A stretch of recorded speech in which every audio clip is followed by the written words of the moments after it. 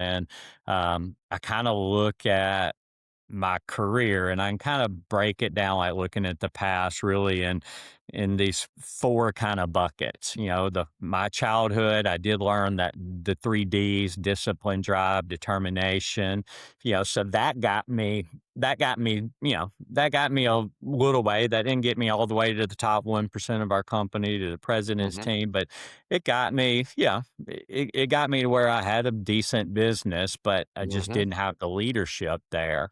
And I guess around 2009, one of the things that I'd always battled with, my whole life was alcohol, and I was very very good at partying and having a really good time, and long story short, my wife, bless her soul, she finally had enough of that and kind of gave me an ultimatum. And, I won't get into the whole story of what happened there, but all of a sudden I said, that was it, and made a decision in 2009 that I'd never have another drink of alcohol again. And haven't. And so that, I think that was one thing that I would get some business going, and that was just something that I just wasn't the kind of leader that was really going to grow the kind of business that I wanted to grow. So that kind of got me into this other phase from kind of 2009 to 2015. I call it my identity years. Really changing myself from, hey, the party guy identity to becoming a leader in business and a leader of other leaders. To 2015, and it was really, this is a time I'd really gotten better into personal development, and I had really started doing a morning practice every morning and really working on myself.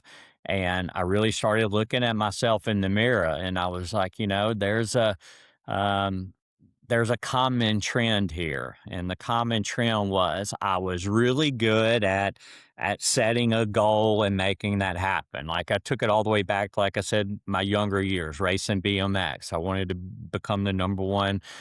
You get a plate on your bike if you're number one, and Mhm. I got that for Mississippi. And when I got that number one plate on my bike, I never ever raced again. So I never even raced with that plate on my bike. Wow. And then I started playing golf, and my goal was to, get the golf scholarship, Division 1, and I did.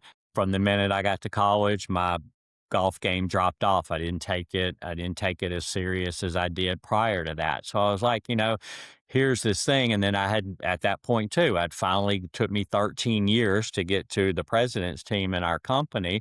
And then I'd Mhm. gotten there, and now I'd been there for 11 years without moving to the next level. And so this was that time when I was really looking at myself, and I'm like, you have a weakness, which is you get comfortable. You reach a level, you reach some level of success, and then don't take it any further. Mm. And so I made this kind of commitment at that point in my life, like, okay, I'm going to start getting myself uncomfortable. I've got to break that habit. So that was kind of a big turning point in my life when I kind of, took the time to sit back and look myself in the mirror and really say, okay, here's some strengths you have, but Mhm. here's a huge weakness. And why is this? Why do I get to this certain level of success? And is it fear? Is it comfort? What is it that keeps me from really taking it to another level? Mhm. Mhm.